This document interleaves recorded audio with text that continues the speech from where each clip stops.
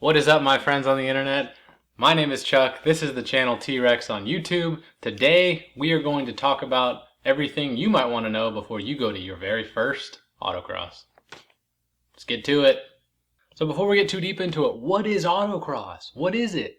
It's a motorsport where cars basically, they set up a course in a very large parking lot. The course is made entirely of those orange traffic cones you typically see on the highway and such. This is the smaller version of them. It is a time trial of sorts. There's only one car on the track at a time. What happens is you go through, do your run, you get a timed score or a time at the end of your run, and you may take 10 runs, 5 runs, depending on how big the event is throughout the day, and whoever has the best score or best time at the end of the day wins. Why would somebody want to do an autocross, Chuck? Well, first of all, it's a ton of fun. It's an easy way to get into some sort of motorsport. It's very cheap comparatively to a lot of other motorsports. Typically your average car is capable of attending. You don't need anything crazy, no special equipment. It's very easy on your car, so you're not going to do a whole lot of tire wear and brake wear and just stuff that you might do at a typical track day. It's an easy way to get in and learn some car control. So basically, if you're driving your car every day on the street, maybe you have a time where you need to do kind of like a relatively high-speed maneuver to get out of the way of another car that stopped or whatever, a ball that ran out into the middle of the road or an animal. It's a good way to learn how your car is going to react at differing speeds through basically a handling course, if you want to call it that. You don't have to go out there and be super competitive, but you can go out, learn how your car is going to react, learn how it's going to brake, learn where the traction is going to let loose on the tires. All of that, great stuff, good stuff to know about your car, and like I said, it's just dang fun. So now you're pumped. Now you're like, man, I gotta get myself to an autocross because that sounds awesome. So how do you find one? Are they everywhere? Are they just in one state? It can be daunting, I'm sure. So what you're gonna do basically is you're gonna go on the Googles. You're gonna type in something like autocross in whatever state I live in. It's gonna give you a list of potentially clubs or random organizations that do autocrosses in your area. You just check out the calendar and bada bing, you're there. What type of autocross event would you possibly want to go to? Well, they're all roughly the same format, at least the ones I've been to. I've been to probably 5 different clubs over the past 5 years, and they're all formatted generally the same. There are local clubs and there are national level competitions. I recommend probably for your first one, try to stick with a local club. They're typically a little more laid back. They're not as particular about car classing and things like that. Basically go, show up, have some fun. You can do that at a national competition too. I'm sure there's great guys there, but it's just not quite as high strung. People aren't, there's no trophy on the line. There's no like national title. I gotta win it. That sort of level of competition. Maybe you want to try one that's specifically geared towards your car. You drive a Miata. Hey, find the Mazda Club Autocross. And you got a bunch of other Miatas out there with you. Hey, you drive a 911. Find the Porsche Club Autocross. I personally don't really care, so I've actually had a lot of fun at the Porsche Club Autocrosses in my old Miata. Depends what you're looking for. If you're looking for something like a really diverse number of cars, which I actually think is fun as well, go with a club that's just kind of like an autocross club or a motorsports club. You'll get more cars. You'll get go-karts. You'll get crazy stuff. It doesn't matter, you'll see it all, which is a lot more fun than like, there's a 911, there's a Cayman, there's a Cayman, there's another Cayman, there's a Boxster, there's another Cayman. It's just kind of repetitive after a while if you just go to the Porsche clubs. If you have a Porsche, go to the Porsche club. You'll be there with all your buddies and be like, pound it, Bo, we like the Porsches, yeah. Can your car attend? Typically, basically any street legal car that is safe to be on the road is going to be worthy of attending the autocross. If it's something like an SUV or a minivan, well, you may have to, leave that at home and take out your mama's Camry or something. I have seen everything from Volvo station wagons to Honda Civics to M4s to I think I've seen a Lamborghini or two at some of the better events. It's a wide, vast array of different cars. So don't feel like, hey, I don't have a BMW M3 or I don't have a WRX in the garage. That's okay. It doesn't have to be performance, doesn't have to be manual transmission. You can do it in automatic. You're just coming to have some fun, try out your car, see if you can beat somebody else and have a good time. All right, so you're ready to autocross. You want to figure out how to get your car ready. They do a small tech inspection at every single autocross. They're going to check for things like your tire tread and other things. So let's go through a quick list of things that you should do before you drive out there and waste your money because they turn your car away because you got no brake pads. So you should definitely pop your hood, prop it up, make sure you take a look at some of your fluids, take a look at your battery. That's a big thing that they check, is whether your battery is secure. Typically it needs to have a tie down over the top of it. This is pretty common on most cars, but check it, wiggle it, make sure it doesn't move around. Look at your fluids. Does your brake fluid look too dirty? Is it low? Is your coolant high or low? Some other things that are worth doing, you should definitely torque your wheels. Just go around and torque the lug nuts. Make sure they're on tight. You don't want a wheel flying off in the middle of the event. You should also definitely look at your tire tread. That's something that they are going to look at, just to make sure you don't have any cords showing, or that you don't have like crazy low tread depth. You can have all season tires. You don't have to have performance, special R compound tires.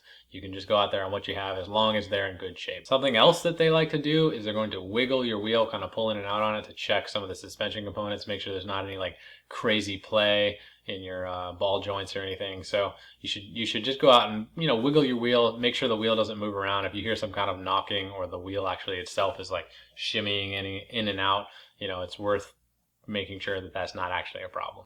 You should also go through and clear out all items in your car that are loose. So if you have stuff in your trunk, in your back seat, in your glove box, make sure you take out everything that you're not going to need at the track for the day.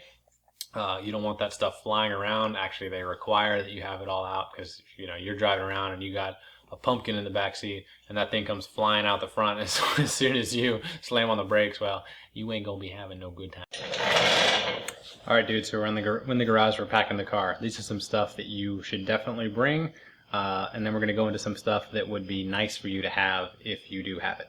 So initially, blue painter's tape. This you should bring for yourself. A lot of people will have this and you might be able to borrow it, but basically when you get a number assigned, they have to know how to track you when you're out on the course. They're going to give you a number, let's say 50. You got to put that number on the side of your car somewhere, on your windows, on your door panel, somewhere. Painter's tape is the way to do it. You won't damage your paint. Put it on there, peel right off. You don't have to have the fancy magnetic numbers that the people who are really into it have. Painter's tape is what everybody in the novice class, and basically the majority of the people at the regional events, will use this.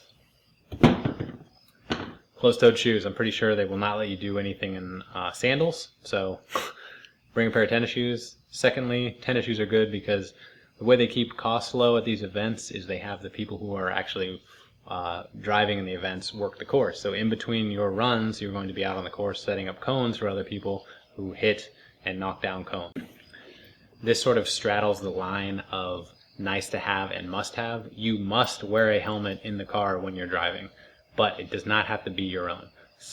Actually the majority of clubs have rental/loaner helmets. Most of them are free. Some of them make you buy like a $5 head sock or whatever to make sure they keep their helmets clean, but if you have your own helmet, you should bring it, because it's nice to have your own helmet that smells like you and not somebody else's sweat. So majority of the time they'll take motorcycle helmets as well. You don't have to have a special car racing helmet, but they a lot of times will check the date. So make sure, some clubs don't, but just make sure you look at their rules. If they say you should have a Snell 2010 or later, make sure you have a Snell 2010 or later, or you're going to be stuck in their rental helmets.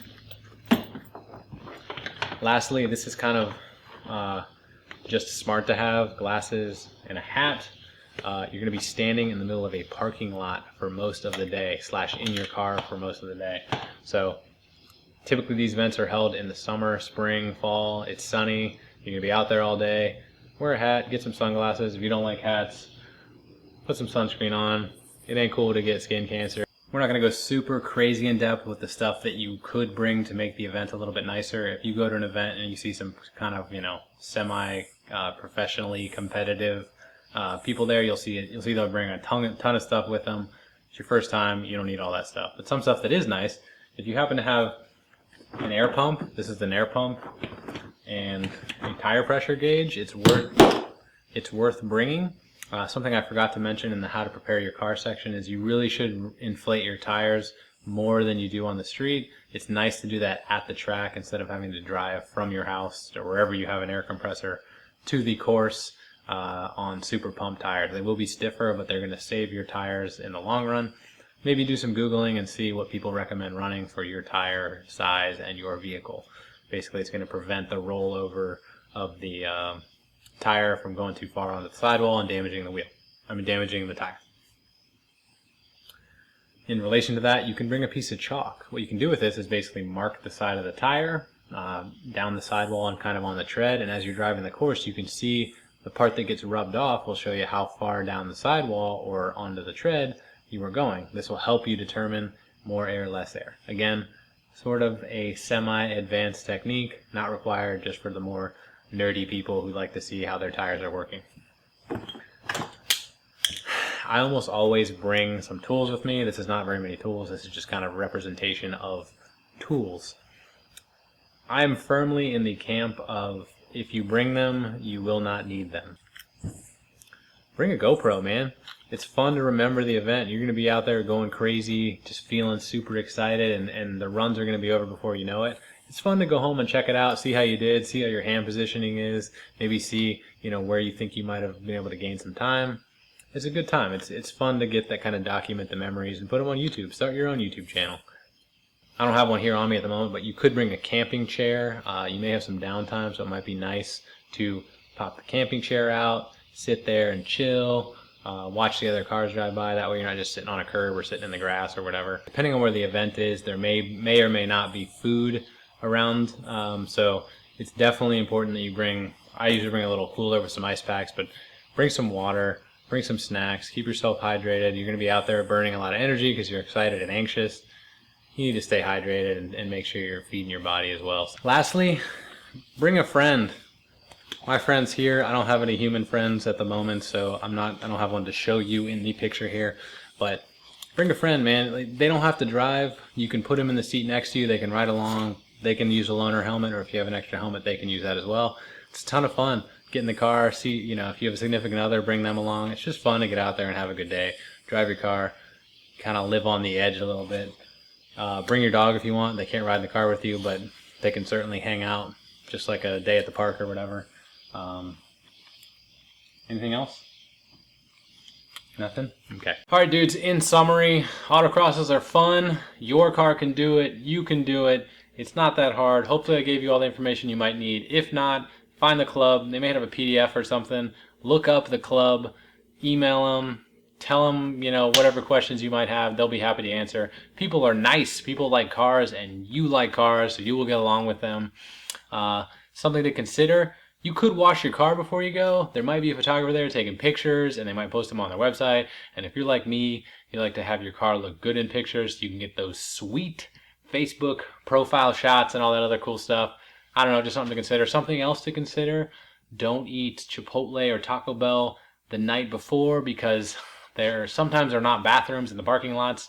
A lot of times they don't let you use the facilities, they just let you use the parking lot. Some clubs will bring in your porta potties, some will not. So you may have to run or drive to the nearest place to get that Taco Bell out your system. Just something to think about. I got your back. Sorry if that's too much detail. Anyway, subscribe and like. I hope you enjoyed this one. The next one should be out next week. It will include basically all the stuff you need to know on the day of, what it's going to be like for you from start to finish. And it'll include some driving shots and cool, like, boom, boom, like cool rumbly exhaust stuff. So stay tuned for that, and I will see you next week. Bye-bye.